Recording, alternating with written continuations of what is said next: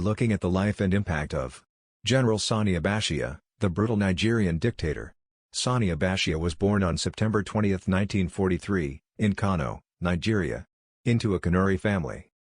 Kano, located in northern Nigeria, is a bustling commercial hub with a rich history and culture. Abacha's early life was deeply rooted in the traditional and Islamic values of the region. He grew up in a modest household where discipline and education were highly valued. From a young age, Abacha showed a keen interest in the military, which was not uncommon in a region where military careers were respected and sought after. He attended the Nigerian Military Training College, NMTC, in Kaduna, which later became the Nigerian Defense Academy, NDA.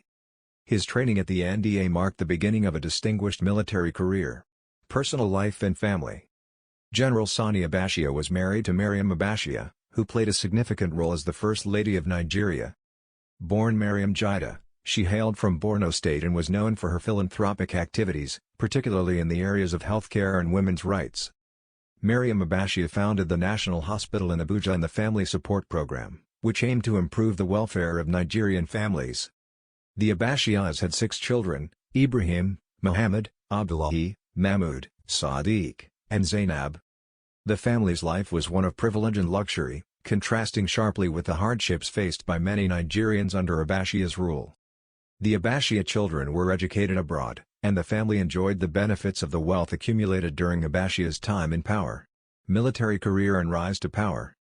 Abacha's military career was marked by a series of rapid promotions and key assignments. He was commissioned as a second lieutenant in 1963, a pivotal time in Nigeria's history. As the country was grappling with the aftermath of gaining independence from British colonial rule in 1960. The young officer's first significant test came during the Nigerian Civil War, 1967–1970, also known as the Biafran War.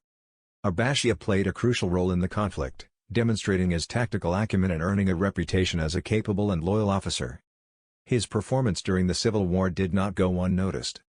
Abacha continued to climb the ranks, and by the 1980s, he had become a key player in the Nigerian military. He was involved in several coups, including the 1983 coup that brought General Muhammadu Buhari to power, and the 1985 coup that ousted Buhari and installed General Ibrahim Babangida. Abacha's involvement in these coups highlighted his influence and strategic importance within the military hierarchy. In November 1993, Nigeria was in a state of political turmoil. The annulled presidential election of June 12, 1993, which was widely believed to have been won by Masoud Abiola, had plunged the country into chaos. Following the resignation of the interim president, Ernest Shonekan, Abacha seized the opportunity to take control. On November 17, 1993, he declared himself head of state, effectively ending the transition to civilian rule. Abacha's ascent to power was met with mixed reactions. While some viewed him as a stabilizing force capable of restoring order, others saw his takeover as a step back for democracy in Nigeria. The Provisional Ruling Council is hereby established. It will comprise the head of state, commander-in-chief of the armed forces of the Federal Republic of Nigeria. Despite the controversy surrounding his rise to power, he quickly established a firm grip on the country. Abacha's dictatorial rule. Once in power, he wasted no time in consolidating his authority. He dissolved all democratic institutions, suspended the constitution, and ruled by decree. His regime was characterized by its authoritarian nature, with widespread human rights abuses and suppression of dissent. This regime will be firm, humane, and decisive.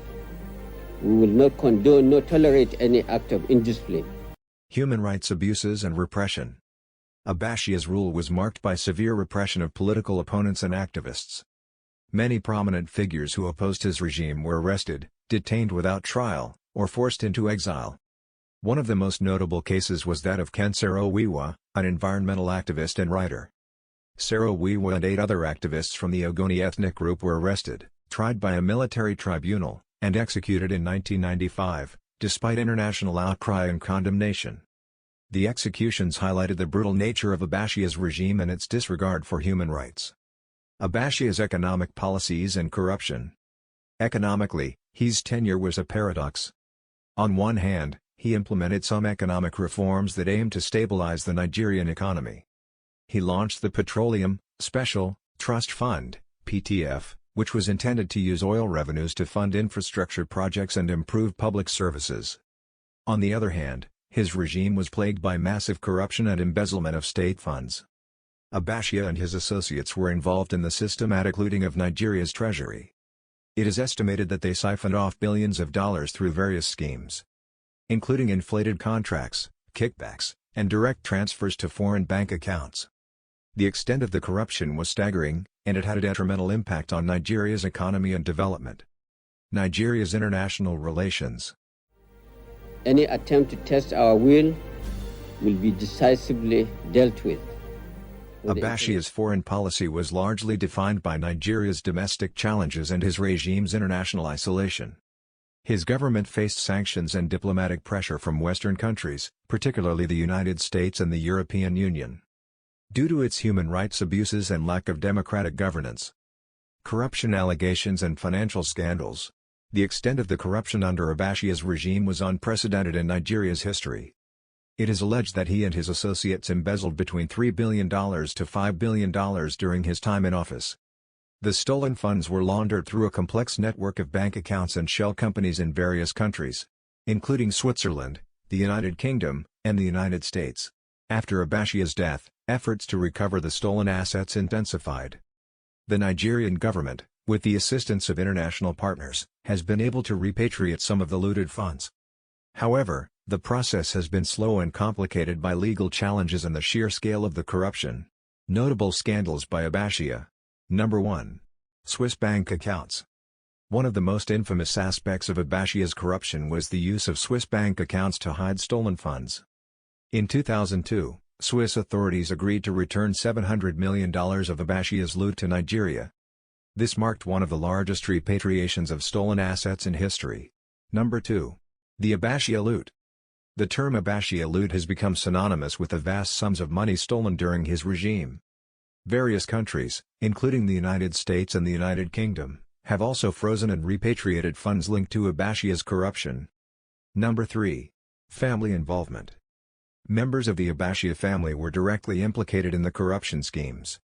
Mohammed Abacha, one of Sani Abacha's sons, was accused of helping to launder the stolen money and faced legal action in several jurisdictions.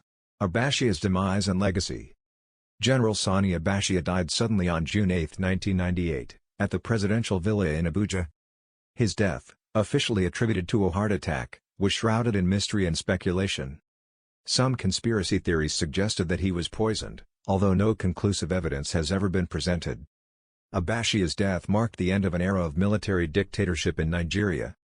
His successor, General Abdul Salami Abubakar, initiated a transition to civilian rule, which culminated in the election of Olusegun Obasanjo as president in 1999. This transition was seen as a pivotal moment in Nigeria's history, ending years of military dominance and paving the way for a more democratic governance structure. Abacha's legacy is a contentious and complex one. On one hand, he is remembered for his authoritarian rule, human rights abuses, and the massive corruption that characterized his regime. On the other hand, some Nigerians credit him with maintaining national unity and implementing certain economic policies that had short-term benefits. In the years since his death, Nigeria has continued to grapple with the repercussions of Abacha's rule. The ongoing efforts to recover stolen assets highlight the long-lasting impact of his corruption. Additionally, the memory of his brutal suppression of dissent serves as a cautionary tale for future leaders about the dangers of authoritarianism and the importance of respecting human rights and democratic principles. In conclusion, General Sani Abacha remains one of the most controversial figures in Nigerian history. His rise to power, dictatorial rule, and the pervasive corruption of his regime left an indelible mark on the nation.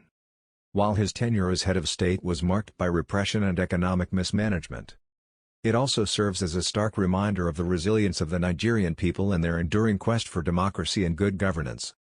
As Nigeria continues to evolve and develop, the lessons from Abacha's rule remain relevant. The importance of transparency, accountability, and respect for human rights cannot be overstated. By reflecting on the past, Nigerians can work towards building a future that honors these values and ensures that the mistakes of history are not repeated. And with that, we have come to the end of this episode. If you found this video informative, please like and share this video. Also subscribe for more. Thank you.